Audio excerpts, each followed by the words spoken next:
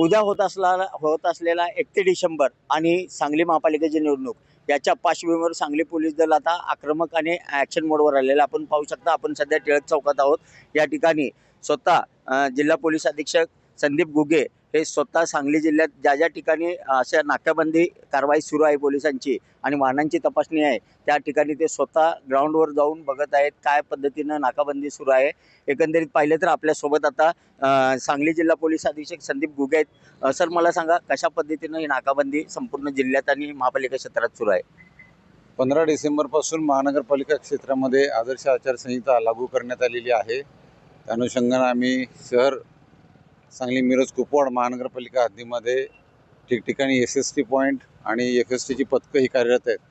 सोबतच जिल्ह्यामध्ये शहरासह संपूर्ण जिल्ह्यात नाकाबंदीचं आयोजन करण्यात आलेलं आहे, जेणेकरून जो 31 डिसेंबर हे नवीन वर्ष साजरं करण्यासाठी लोक बाहेर पडतील तर कुठेही बेकायदेशीर कृत्य होऊ नये आणि सगळ्यांना नवीन वर्ष हे नियमामध्ये राहून साजरं करता येईल।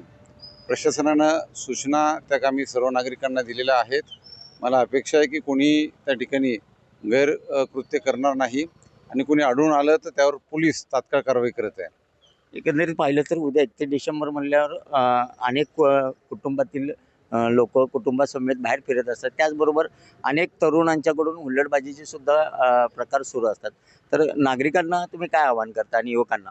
मी आपल्या माध्यमातून सगळ्या नागरिकांना हेच आवाहन करेल की आपण नियम पाळा, कुठेही आपल्याकडून बेकायदेशीर कृत्य होता कामा नये।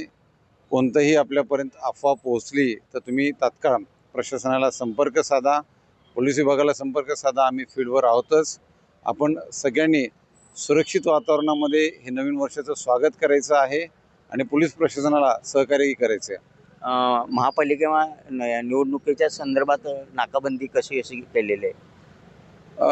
महानगरपालिका क्षेत्रामध्ये सध्या सांगली आणि मिरज या दोन उपविभागातील 6 पोलिसांच्या हद्दीमध्ये नाकाबंदीचं आयोजन करण्यात येत आहे। ज्या ठिकाणी आमचे स्टॅटिक सर्व्हिलन्स टीम आहेत त्यासोबतच पोलीस विभागही त्या व्यतिरिक्त इतर ठिकाणी महत्त्वाचे जे चौक आहेत त्या ठिकाणी नाकाबंदीचं आयोजन करत आहे।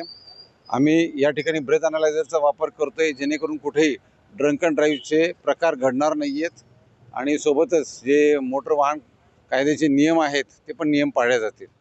एकंदरीत पाहिलं तर आता 31 डिसेंबर नवीन वर्षाचं स्वागत तुम्ही शांततेने करा असं आवाहन करताय।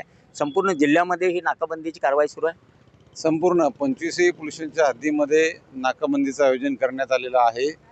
कुठेही हुल्लडबाजीचा प्रकार होणार नाही यासाठी पोलीस विभाग दक्ष आहे आणि सोबतच जर कोणी असं काही कृत्य करताना आढळून आलं तर त्या ठिकाणी तात्काळ कारवाई करण्यात येईल।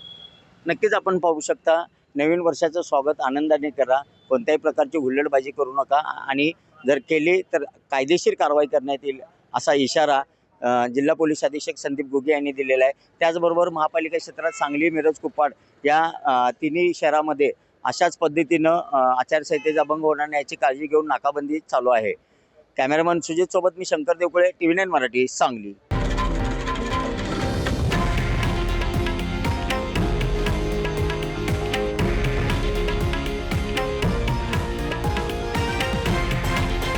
हे आहे देशातील नंबर 1 न्यूज नेटवर्क आणि आपण पाहत आहात TV9 मराठी, एकमेव।